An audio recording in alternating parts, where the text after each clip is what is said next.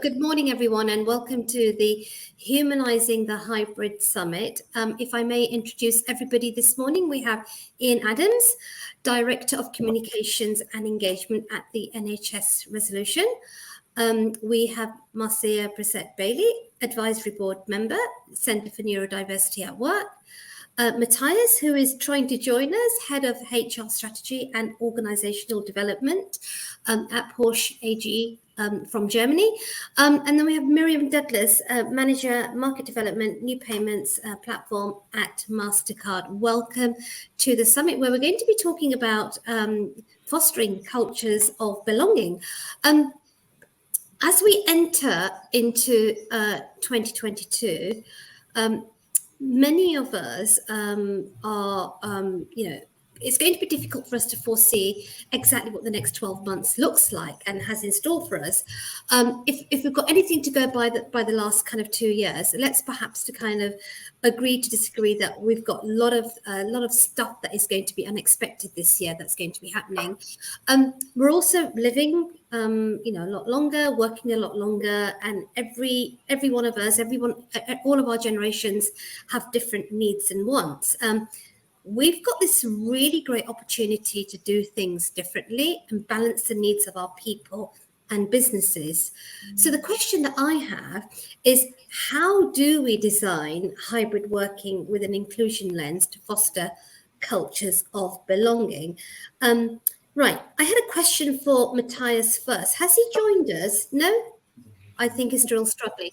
Ian, I'm going to come to you first, if that's okay. Ian, you are an LGBTQ plus champion and use your identity to inform organisations and how to drive culture through role modelling. How do we talk about who we are as individuals, our identity, and when our way of work has changed and has imposed so many restrictions on our interactions with our work colleagues, how do we take our whole selves to work and feel that we really do truly belong? What can you do as an individual, but also what can organisations do as well?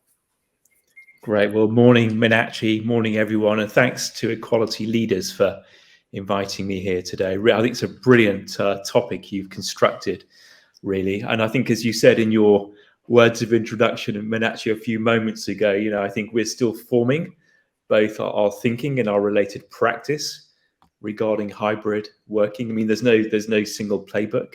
And I read all sorts of stuff in the trade press and in the media generally around how, we've moved to hybrid working. Actually, no, we haven't. We have not at all moved to hybrid working. We've started out on a very exciting and in some regards quite scary journey ahead, given that lack of a route map or playbook. So, I mean, really just some personal reflections. I mean, I think what I've experienced over the last 2 years, and I think we need to extract and reflect on our learnings from the last 2 years to determine what future hybrid looks like, is that first of all, the most obvious point, the workplace has been brought into people's domestic situations. And in some regards, that's been extremely positive. We've had greater flexibility and fluidity of how staff are able to use their time and to interweave their time, interlace their time with that of their working commitments. So that's a really positive, and I think that potentially can help with issues not least concerning workplace stress as well. That said, there are some negative risks to watch out for. So I guess my starting point, Meenakshi, is I've been thinking around using the lens of our personas to try to address this particular topic. So we all have various personas, don't we? Here we are today.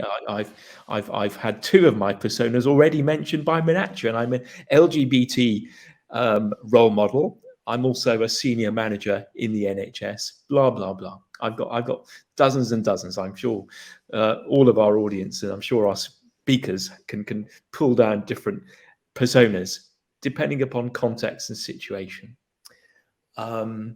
So what I'm getting at, Meenakshi, is that as the workplace has two-dimensionally, here we are on screen, come into our households, I think that has potentially encroached on privacy and persona and personality as well. So just a few hypothetical examples, I'm sure we've all experienced, the either unplanned or planned interruption from a colleague's partner, life partner, and that can cause conversation to open up. Oh, we haven't met before, blah blah blah, or perhaps it's the little one running in as well, or whatever. But for someone like me, whose identity is, my sexual orientation, my sexual identity is a key part of who I am. I've been out at work throughout my career over the last 30 years, but I'm also aware that not all LGBT people are out at work. In fact, I think Stonewall say that around 26% of graduates, really interesting fact, 26% of UK graduates go back into the closet during their first paid employment following graduation. So we need to consider the sensitivities, and it may be that somebody who is living quite happily as a couple, or as a LGBT individual, they may be living that persona outside of their workplace, and then all of a sudden the workplace is coming into their private space, and there may be inappropriate points of conversation that are deemed inappropriate by those members of staff. So this is an extremely sensitive topic, this is way beyond the technology and the flexibility points that I mentioned earlier on. These are much more complex, both societal and psychological and personal issues at play. So just some initial reflections, Meenakshi, from me. Thank you, Ian. And we've spoken about personas, personalities, intersectionality, but actually, is it that we just want to celebrate our differences? Does it boil down to celebrating just our differences and being accepted for who we are? On one level, absolutely, it ought to be. Very much so. But we do know from the data I quoted a few moments ago that sadly not all workers feel comfortable and confident and supported, key point, supported by their employer in order to have that facility to celebrate fully who they are. And obviously, it goes beyond the realms of sexual orientation.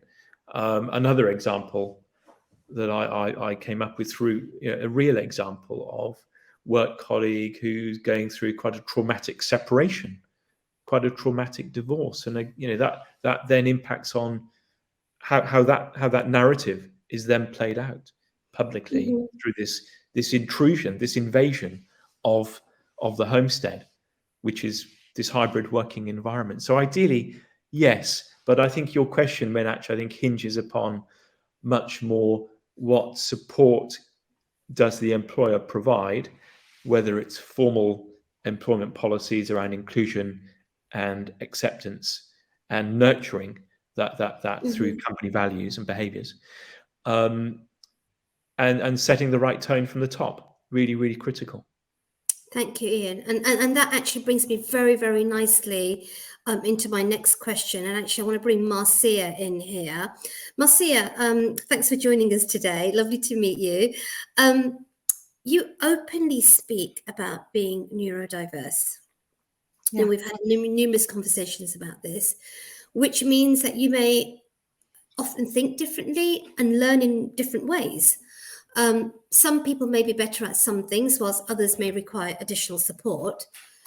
When we have 1 in 7 people in the UK who are neurodiverse, in your view, how can employers ensure that there is an understanding of what neurodiversity is? Because we're not talking about mental health and well-being.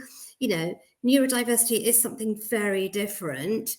And that how do we ensure that line managers have the capabilities to lead their teams inclusively, and so that every individual that may be suffering from neurodiversity feels that they do belong in the workplace? And perhaps you might want to share some of your challenges as well. Yeah, I wouldn't say that I'm suffering. I think neurodiversity is definitely a way of thinking and how you view the world and how you process information. So it's a Mm, complexity. It has languages involved in that as well. Um, and it's interesting just to point what Ian said about disclosing or sharing, because a lot of people have not disclosing in order to get a job, not exposing their mm, neurodiversity. That's an additional thing that I have to sort of explain alongside. You've talked about your neurodiversity, my race, anything else. These can be really complex, and it does link to mental health and well-being, because that journey of always having to fight or always trying to feel accepted in some way. So if I talk about my journey and talk about my experience in aspects, it starts from the beginning, from recruitment. It starts all of those key things about the values of that organization and feeling that you belong, which you talked about earlier. All those things are very important to me, whether I share or whether I um, disclose how I'm feeling or how I'm coping. But I feel companies need to do much more, and they need to invest in that to understand and not just use that token person or that person, oh, mm, I'm dyslexic, to come and talk. I can't talk for everybody, because we are authentically all unique in our differences and the way we show up in the world, because of the environment, our class, our education, our all of our intersectionalities, and how that looks to us and how we feel as a person. So for me, I've had to really find my butterfly wings, because the system doesn't it's not it's not created or designed for that inclusivity in that way. mm, If I think about the education system, the linear way of thinking, if I'm thinking more spiky and thinking about um, the ideas and the imagination, and maybe thinking about the end product before the beginning, and then have to come back. Sometimes people are not with you and you can feel very excluded. One of the things I've found, and some of the work I've been doing, people feel isolated because the support, which has been mentioned again, around well-being and about, you know, understanding what you need with, technically, in terms of, the technology side, people have felt abandoned, and you're in your home. There is a vulnerability to that, and feeling that you don't have the support around you. And if you ask, it looks like you're asking again because you don't know, you don't have the lack of information. But sometimes you need to just it to be explained or have a visual. It doesn't mean you can't do the work and be amongst your peers and be successful, whatever that means for you. And it's really tricky and really hard. And then you can go inwards, and then it can have an impact on your well-being, because there I am again asking for help, and it can trigger those inner child experiences of not feeling that you're understood. So there really needs to be some work around that, around investing in experts in neurodiversity, having them with your leadership when you're inclusively employing as well, to get that breadth of enriched diversity within your community and your workforce. There has been challenges within the home environment. If the technology is not working, I mm, can't ask for extra help because I'm dyslexic to get the IT person to come and help me. It's really tricky, and you can get overwhelmed, and I just have to sometimes just take a break and then recharge and start again. So there are been some really positivities around working from home, but there's also been some areas of isolation and missing that structure and routine. So there is being balance, but there's been some issues around really people, people within HR, whether, because I have disclosed, but there's no kind of support mechanisms, no buddy or mentor if you're getting stuck. I'm lucky I've had some strategies, but I know many others who have not really coped very well, um, just because those kind of support mechanisms really are key. But do you go and ask your manager? Does it feel like you're not coping? Will they start looking at performance reviews? It's really, really tricky. And people thinking about all these things and carrying it on a day-to-day basis. mm, mm. And so you spoke about the coping mechanisms. Thank you so much for sharing Mm. that piece with us. Um, what are those barriers? I mean, to those coping mechanisms, and what would your advice be to employers? If you were to give them three things to do, I suppose, um, that could support you in, being able to do your work and be able to give the very best you can possibly give. What would your advice to employers be? I think one thing, when I disclose to any organisation, working in organisation, when I say access to work, it's almost like I've said a dirty word. Mm. No one seems to know, from the HR sometimes right down to IT, and they are all interwoven and connected, because I need those reasonable adjustments to do my job. So Mhm. some real sort of connections with understanding who you've employed, because they're coming into a culture where we're hoping that we feel included and belong.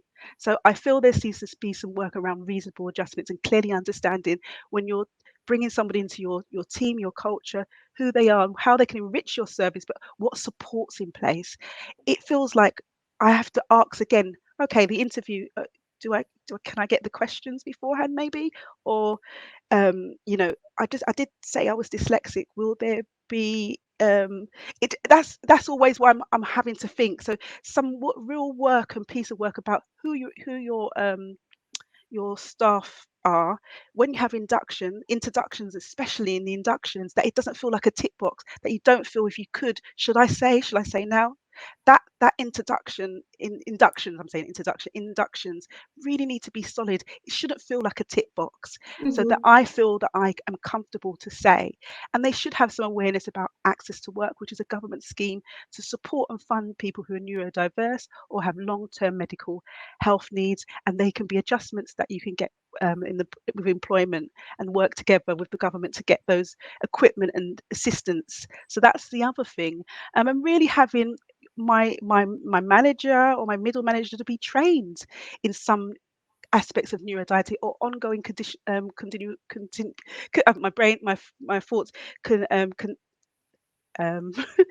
ongoing Okay. development to support my colleagues, my middle management, to have awareness. I think that's missing as well.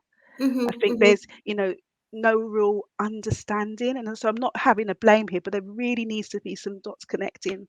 There's loads of people who are neurodiverse in our workforce, but yet they're not being able to really show their true talents, and they're sometimes masking because some of these things are not embedded in the system correctly. So it Mhm. really starts from the beginning stages of coming in, and how, the ethos and the vision of that organization, what are they saying? You really need to know your staff. Yeah, it's that whole end-to-end employer experience. There's a lot more work to be done with this whole accessibility inclusion piece. And I think, as Ian just said, we are nowhere near ready for this hybrid working. So we have got a very, very long way to go. And, Can I, sorry, mm, after you. yeah, because like I say, I think there needs to be transparency, some o- openness, and genuine conversations. Ask your employees, just ask, and we can have real good, meaningful conversations. Hmm. That's where, it's a real good starting point. So it's from the bottom upwards, if that makes sense. Thank you, Marcia. I'm actually going to come over to Matthias next. Hi, Matthias. I'm glad your technology worked to join us. Hello, everybody. I'm glad to. We almost thought we lost you, but Matthias, just coming back on the back of, as a HR leader at Porsche, and just coming back off what Marcia has just kind of articulated to us about the whole end-to-end experience for for Marcia. Do you have any thoughts, or would you like to share anything that Porsche is doing in this space? Yeah, I can. Sure. Thank you. Thank you very much, Ian and Marcia, for your for your thoughts. And I thought, like, a lot of what you said rings a bell, and I can maybe tick some boxes and go through. Obviously, we're building much better cars than we are in connection technology. So I had some problems connecting myself, but now I'm glad to be here.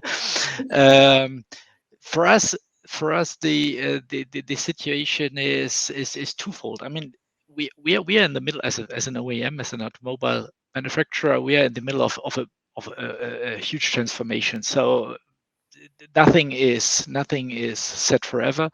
We were in quite good situation. Let's say if we take the last 70 years, we are a old startup, let's say, yeah, the last 70 years. So business is doing quite well, but we're challenged in every situation with our technology, with digitalization, and so on. And so now we have this pandemic situation, and we are sending home engineers in R&D. Well, we would never have thought that they can design, they can construct a car from their sofa. The same in sales and marketing. Yeah, we've cut all our travel to zero. Yeah, we are selling 85% of our cars worldwide, but nobody's traveling there. So that's really something we have to cope with, and we do. But the interesting thing is that I see a lot of chances in this pandemic situation, because it makes us clear that all these differences we are speaking about are kind of hurdles we can jump over, and we can get rid of. There's one example. We started in the beginning of the pandemic situation. We started a project with our deaf colleagues. We have a couple of deaf colleagues in our teams, and we thought, like, we have a kind of, we have integrated them in our teams, and it's inclusion, everything is fine. But we found out when they are sitting at home, they are a little bit like Marcia, what you told, they are missing things, because in their normal working world, they can just come in, everybody knows we have to take care. We found ways to cope. Now they're sitting at home, and what we did is, as we have a very good IT. It's sometimes the user who cannot connect. It's not the IT. So we have a good IT, and we talk to them, and we say, can we get some solutions to have them better integrated, better included in our teams. And what they found out is that we partnered up with a little startup, and we made a project, and this project, after nearly 6-8 months, we put this project into real life. We gave these people a second screen. We give them a certain application on their laptops, so that they can connect to a company, and they can, whenever they go into a hybrid meeting, into a virtual meeting with Teams, they have the opportunity to get an instant translation in I forgot the word again. Well, what is it? It's body language, Sign language. sign language, right? Yeah. I know it in German. And it is amazing, because for these people, it's really, they said, we made a survey afterwards, and we said, how do you feel now? Do you feel included? And they said it's much better than before, because we can, you know, when you're sitting in a meeting room with 10 people and you are the only one, and you have to cope, you have to write down things and so on. But now we can just connect. It's just a click. We don't have to think about calling before. Oh, I have a meeting then, and how can I book it? It's really easy to use. So that's one example where I think we wouldn't have it without the pandemic. And this is just one little example, yeah. And so we're trying. So I think today we're much. When I started my career 24 years ago, I think if you would have discussed this with these, let's say, with these senior managers in an industry company, we all know what would have happened. And today we have a totally different. If you start speaking about it, people understand, and they, okay, what can we do? So, and I have some of these examples like this. Yeah, it's the same for yeah. I don't want to talk too long, but yeah. That's okay. No, thank you for that. But I think this is a really great example of taking this moment and finding opportunities where we never saw opportunities before. And it's a really, really great intervention, so that Matthias, your colleagues could not only continue to do their work, but actually continue to do their work perhaps even better than previously. And if you look at, I mean, we did this engagement survey afterwards, and it really showed that this was a big bang for them in their professional life.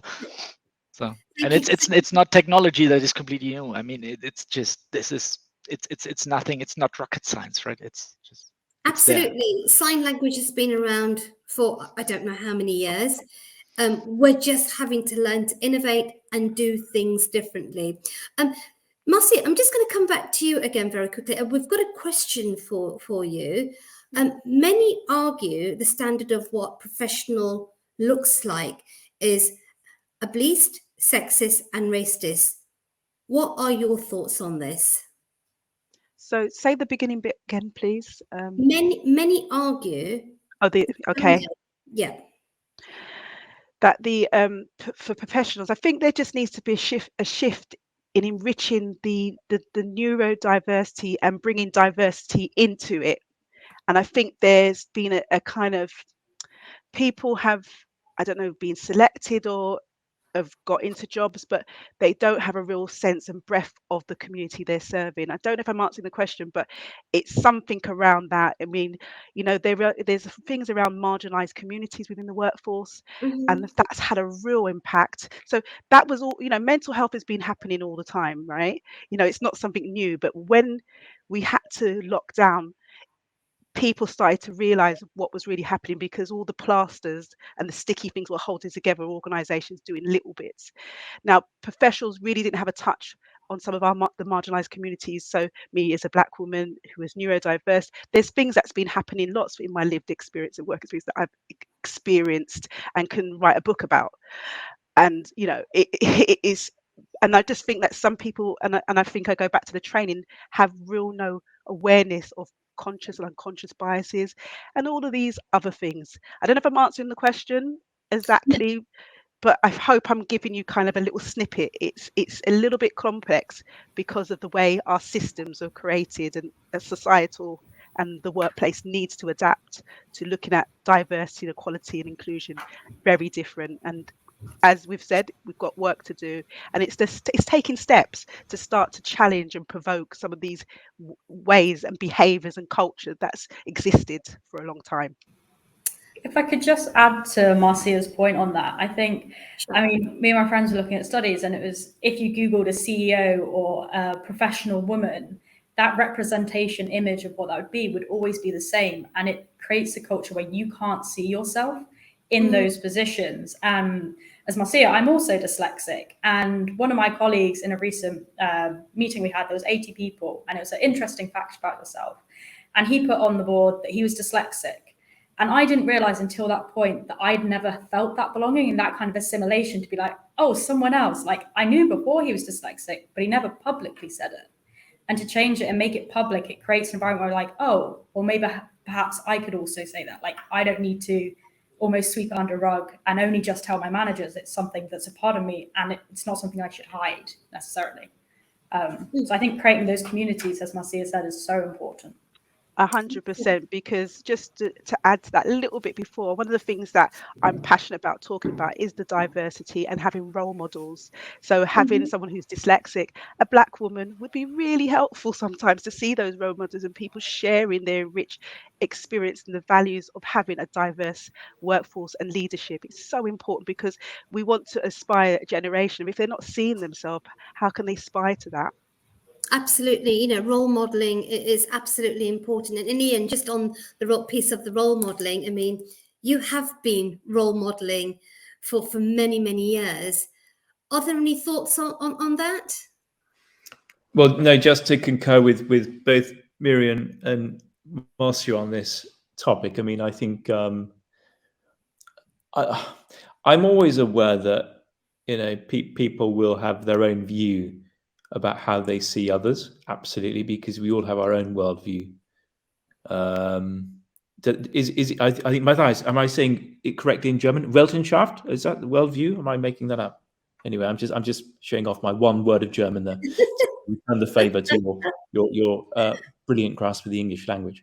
But seriously, yeah, we have our own given biases and what have you. So yes, I personally strive to be a role model within the LGBT space. But again, there's always a context, I guess, Meenakshi, to that, really, both corporate context, social context, community context, political context as well. I happen also to be a local politician, so I look at it through that lens as well. So in terms of the change agenda and the legislation around rights and equality. But yes, I mean, I think, I guess in some regards, the other way of looking at being, and we're all role models, here we are today on screen, we're all role models in various shapes and forms. I remember a senior colleague in a national LGBT organization, she said quite rightly, and I was completely with her when she mentioned it and when she articulated it. She said, when she was starting to be billed, because it's always third parties that say X is a role model, you don't really say yourself, I guess, to begin with. She said, well, that's fine if that's how others see me. That's obviously a positive for other people. But it's something which it didn't kind of detract from the way she was and the way she behaves and the way she does what she does within the system. But it does come with responsibility. People do look, not look up in a hierarchical way, but they do look at you as someone recognized within certain societal attributes, if you will. So I am aware that whenever I speak, whatever I say, whatever I put in writing could potentially resonate, hopefully for the positive out there. And a lot of what I say is therefore very deliberately constructed.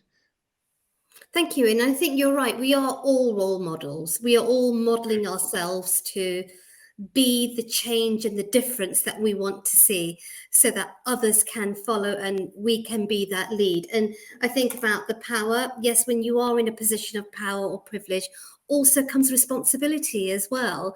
And so we have this huge burden on ourselves to be able to show up, to be that change that we all want to see and what the future kind of looks like. And with the young people in mind, we've got young people on our minds all the time, and perhaps they feel that Brexit, COVID, the pandemic has stolen their future. But I absolutely believe that where there's adversity, there's also opportunities. Miriam, I'm going to come to you next. Thank you for joining us today. What are your thoughts on generational diversity? As we are all, living longer, working longer, organizations are grappling with how do they manage, so perhaps 4 generations, perhaps even 5 generations working in the organization when our needs and expectations are so different. What are your thoughts on, young people and generational diversity within organizations? So I have a few thoughts on this, and I think it comes down to I think generational diversity, having that within a team is essential. And I was talking to someone about this, and they said you need your team to reflect society, but also reflect a project team. In a project team, you have people of so many different skills and attributes, and it's the same with generational diversity. You have, for instance, I'll come in and I don't know as much as the rest of the people. I don't have that experience yet, but I might come in with new ideas because I haven't seen something done before. So I might try a different route. And you need that kind of another generation to give you that experience lens, and balancing the two is important, and making sure that you have managers that can help balance that and make sure that the young people feel like they have a voice and that they can also do the reverse mentoring. You get that experience from the other generations. But I think there's something to be said, and it's been touched on here with a lot of the panelists, is there's a difference between awareness and bias. So generational awareness, I think, is great. I think it's fantastic. Everyone has something to bring to the table.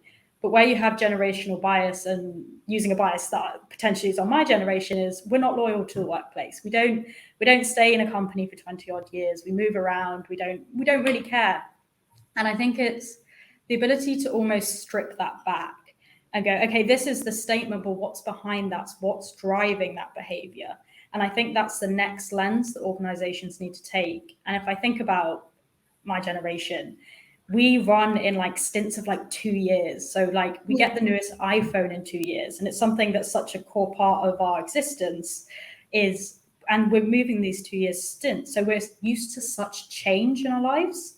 And then when we don't get that in the workplace and we feel that our opportunities, our growth isn't there, that's when you get people being like, well, okay, I'm going to move now. I need the next thing. I need the latest thing. I need a new skill. And I think that's part of understanding where the difference between awareness and bias is. And then the impact, I think, following that on to how does that play a part in hybrid working? How do you take that generational awareness and apply it to the hybrid world?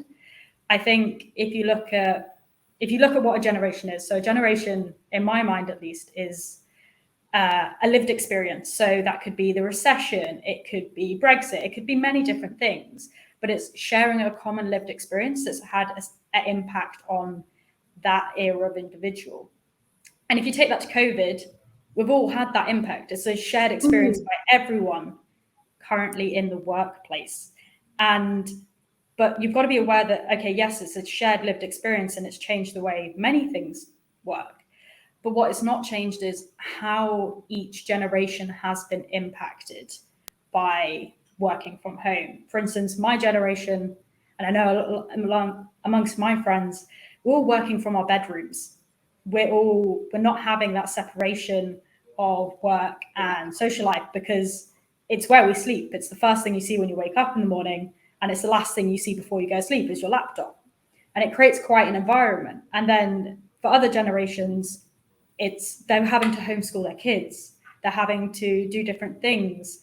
And like they can't be taking the late meetings, whereas my generation probably more so tending to because it's in our room. And I think it's the corporate world's ability to understand how these generations are impacted in the light of COVID that I think is really important. And I think one thing COVID has done, and I know Ian was talking about it, how it's showing a bit of your life and maybe you don't want to show that life, but I also think it's doing a lot to break down the barriers between the different generations, because when you're in your home environment, generally you're your most authentic self. And I think that's creeped into the workplace. You don't have that split. So you're becoming more of a person on these calls. So you are having more empathy for people. And I think that is something that has gone across the generations. And I think for young people coming into workplace, when you see a senior executive in a hoodie, it makes a difference. It's like, oh, okay, they're a person. It's not, they're that person in that office. There's a suit. Oh, that's so scary. It changes the dynamic. I think the days of the suits and the boots are all gone now. Yeah, all for jeans. Absolutely. But when you talk about Miriam, that 2 years perhaps is the maximum lifetime for one organization, do you feel that the 2 years is enough for you to go into a new organization, settle down, and have that sense of belonging, that you belong there in that organization? Or is it that you just feel that you need to get on to that next thing? Is there a kind of something within the millennials and Gen Z at the moment that they're just wanting to get the next thing, the best thing, and move on? I think there's a way of looking at it. So me using that 2-year stint example, I think is true that a lot of people are moving jobs every couple of years, but having change and having opportunity doesn't necessarily mean to have a new job. So for instance, one thing they're doing at MasterCard is a program called Unlock, where you can spend, 4 or 5 hours a week working on a different project in a completely different place in the world, whether that be New York or Singapore, completely different team. So you're still getting an element of growth and opportunity, and you still feel like you're upskilling, but you're not necessarily having to change role to do that. And I think that's where the hybrid world can play a part. It's not a necessity of changing jobs. It's giving someone the opportunity to take that next step. It can be within the same job. Thank you for sharing that. Thank you, absolutely. Matthias, if I can come over to you, is that perhaps a little bit alarming when, as head of HR, does that make your job much more harder to attract talent and then retain the best, the talent to stay within your organization? Are you having to Yeah. work much harder? Yes and no. You have to know that our that the what is it, the fluctuation rate in our company is extremely low. It's below 1%. So for the last couple of years, decades, we never had this problem, but we are starting to have that problem with digitalization. As we are entering the software development business, we are going to open up for different generations, but also for different mentalities of employee groups, and what Miriam just said, we have to offer that as well. On the one hand, also the pandemic, but also let's say the virtualization of work gives us opportunities, because you can develop your software from Shanghai, from Mumbai, from Las Vegas, wherever. That's not the problem. But on the other hand, we are dealing with different kind of expectations. That's true. So it's harder and easier at the same time, let's say. I mean, actually, I wanted to get back to one point that was mentioned 2-3 times, which is the unconscious bias, and I want to tell you a thing that we did in with Porsche now for 2 years. So the 2 years, I have been there 7 years before, but I've spent 3 years in Hanover at the Volkswagen Light Commercial Vehicles plant, and we discussed this unconscious bias thing with our board, and we did an experiment. So we took all the cars out of our of the hall where we usually deliver cars to our customers, and we set up a scene with a video team, and we brought in 150 people, and 150 people from production, from, let's say, from white collar areas, plus the full board, all board members. And what we did then is we asked questions. We put them in boxes. Maybe you have heard that experiment. It's I think it's from Denmark. They did it a couple of years ago. We put them in boxes. The board members in one box, the apprentices in one box, the doctors and nurses in one box, and us, the HR guys, in one box. And then we ask questions from how many companies did you work do you have a disability to? So really, we asked them before whether we can ask this question: have you ever been bullied? Have you been the one who bullied others? And it was an interesting exercise, and you can see this on YouTube. It's Wir sind Volkswagen Nutzfahrzeuge, so we are Volkswagen Light Commercial Vehicles. It's a 4-minute video, and it's really interesting, because if you have a board member standing next to an apprentice, next to a firefighter from your company, in this question, have you ever been bullied? Or did you ever, or do you have someone in your family with a disability? So that was something that really changed the minds also of our managers, because we showed that video then on every leadership event. So if you really want to change something there, you really have to discuss unconscious bias, and you have to take interesting and kind of these exotic ways to discuss this, because you cannot just tell people you have to, but you have to show it. So that is something that really it's coming from heart. It's a topic that I like very much, because we could really show people that there is something about it, about this unconscious bias thing. Absolutely. Thank you, Matthias, for sharing that. And it almost feels like it's an overlay of, I don't know if you've heard this thing called the privilege walk, when everybody stands in one line. There's a set of questions that are asked, and people move up and down just to kind of show, just to bring to light, who is and who is not privileged. And it's often, it's not about your sexual orientation. It's not about the color of your skin. It's not about, it's just about your own privilege. But no, this has been absolutely fantastic. I've really enjoyed having this conversation with you all.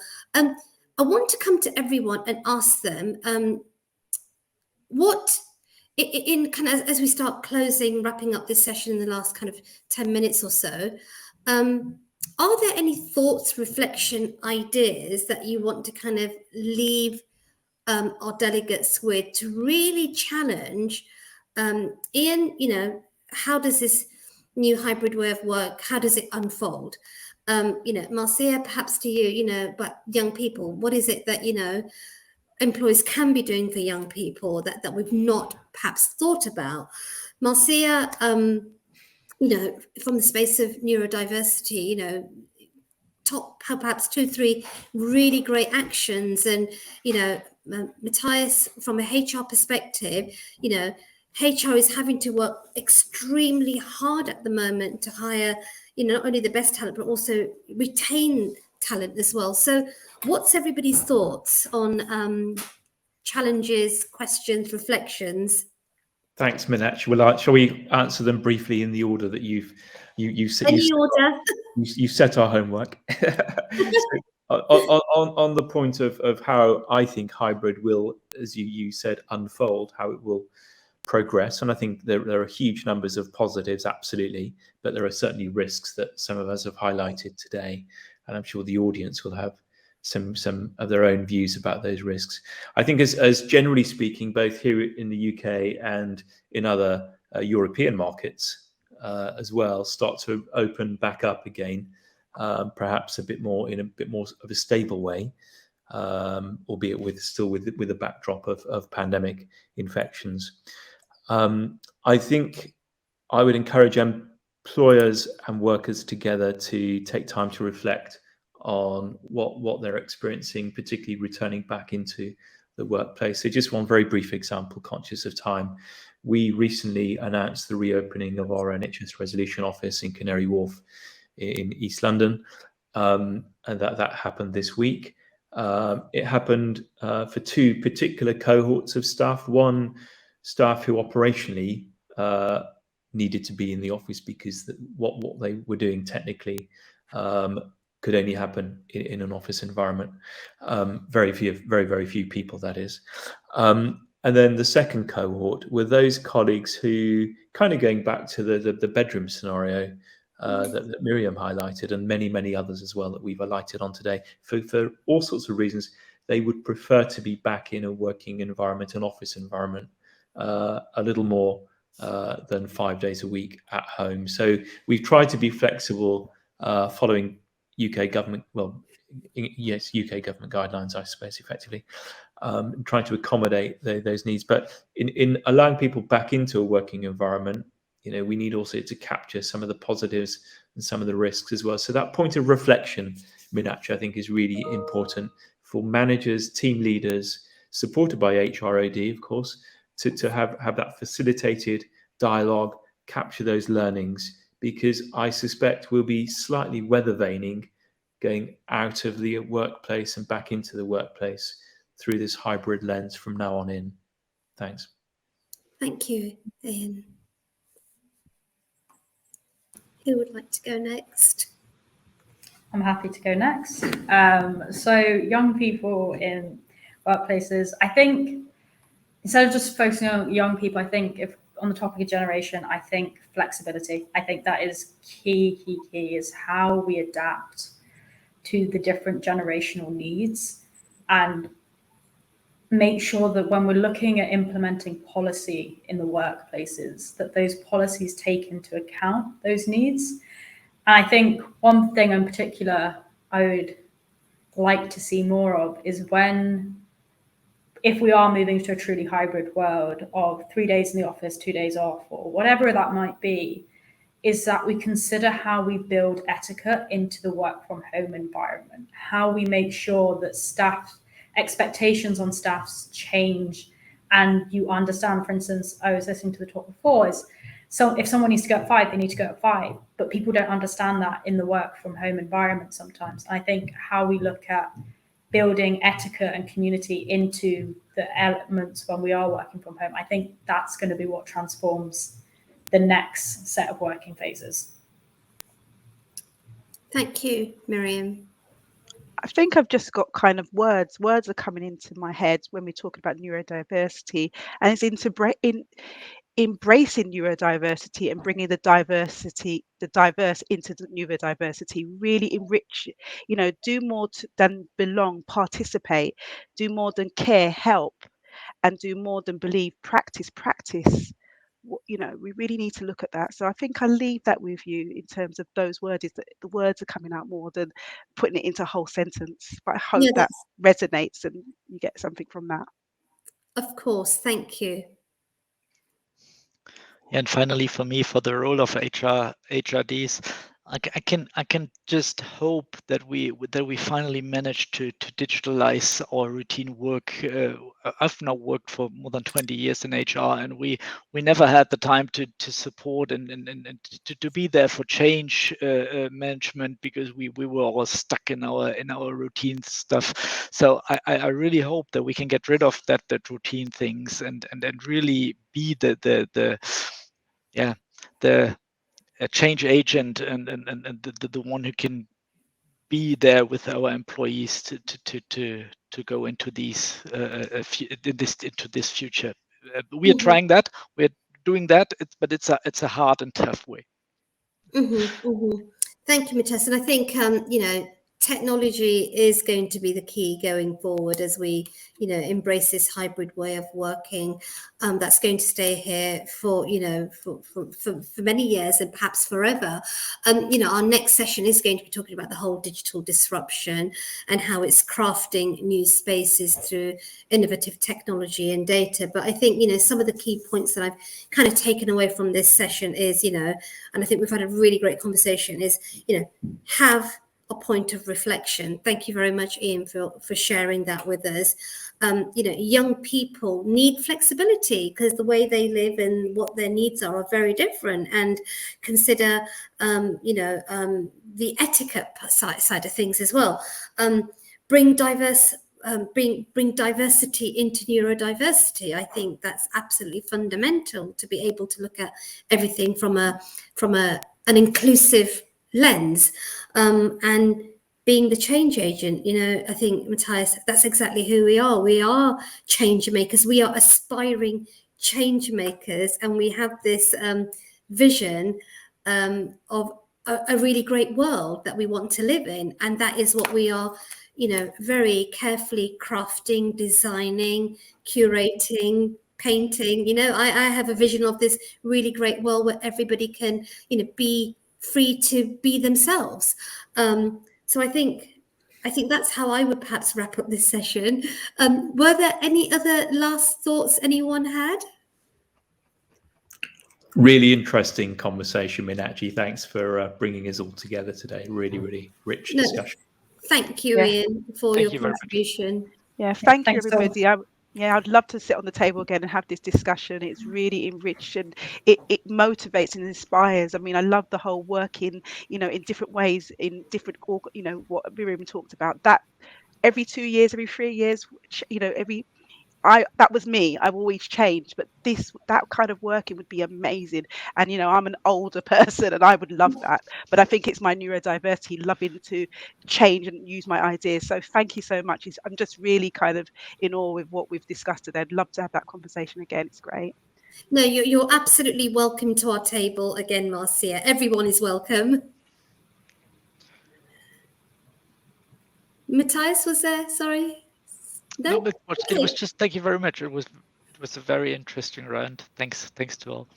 Thank you very much, Ian, Marcia, Matthias, Marcia. Thank you so much for being here with us today, and we shall certainly catch up separately again to continue this conversation, because it does continue. Thank you. Perfect. Thank you.